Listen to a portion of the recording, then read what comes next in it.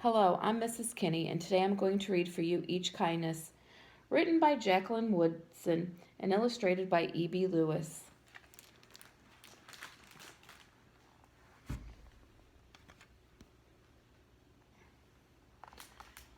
That winter, snow fell on everything, turning the world a brilliant white.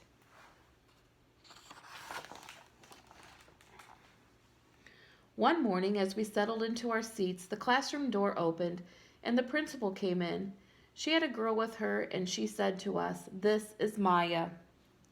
Maya looked down at the floor. I think I heard her whisper, "Hello." We all stared at her. Her coat was open, and the clothes beneath it looked old and ragged. Her shoes were spring shoes, not meant for the snow. A strap on one of them had broken.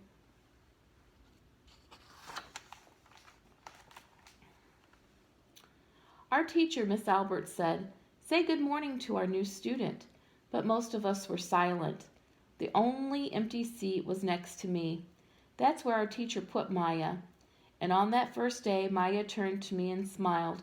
But I didn't smile back. I moved my chair, myself, and my books a little farther away from her. When she looked my way, I turned to the window and stared out at the snow. And every day after that, when Maya came into the classroom, I looked away and didn't smile back. My best friends that year were Kendra and Sophie. At lunchtime, we walked around the schoolyard, our fingers laced together, whispering secrets into each other's ears.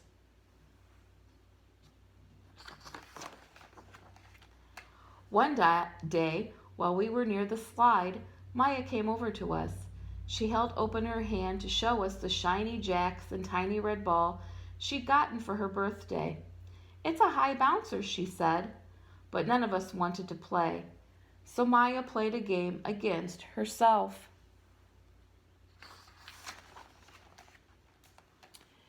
That afternoon, when we got back into the classroom, Maya whispered to me, Bet you can't guess who the new Jacks champion of the world is." Behind me, Andrew whispered, "Chloe's got a new friend. Chloe's got a new friend." "She's not my friend," I whispered back. The weeks passed. Every day we whispered about Maya, laughing at her clothes, her shoes, the strange food she brought for lunch.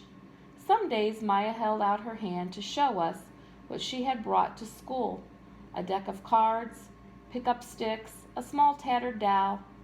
Whenever she asked us to play, we said no.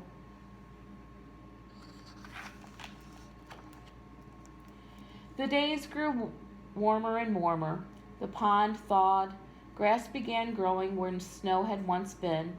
One day Maya came to school wearing a pretty dress and fancy shoes.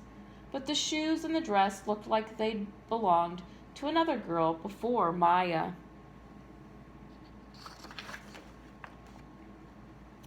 "I have a new name for her," Kendra whispered. "Never knew." Everything she has came from a second-hand store. We all laughed. Maya stood by the fence. She was holding a jump rope, but did not come over to us to ask if we wanted to play.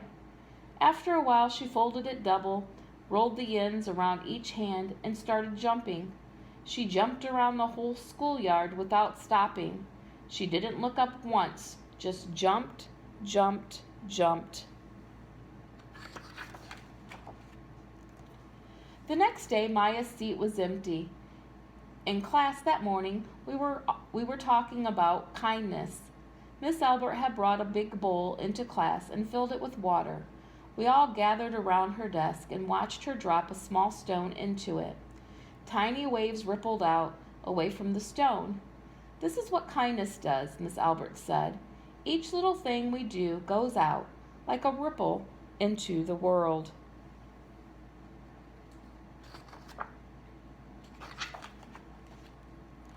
Then Miss Albert let us each drop the stone in as we told her what kind things we had done. Joseph had held the door for his grandmother.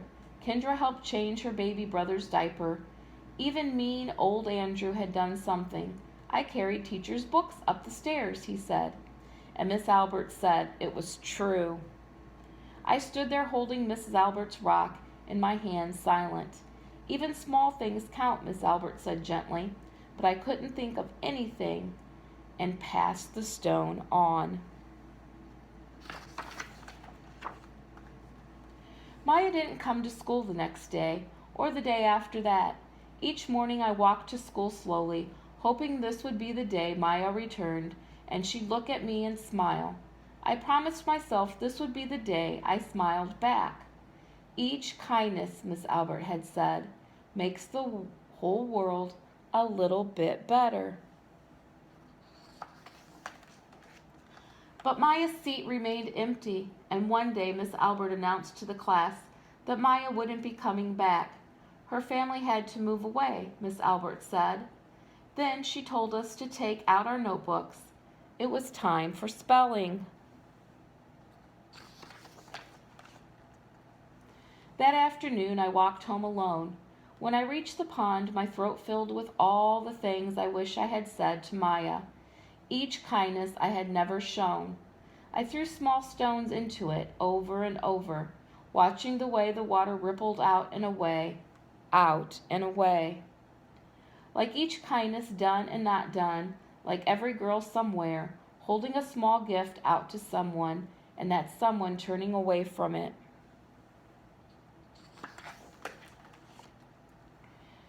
I watched the water ripple as the sun set through the maples, and the chance of a kindness with Maya became more and more forever gone.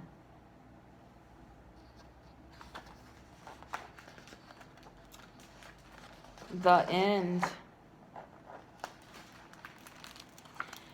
Thank you for listening to me read Each Kindness to you today.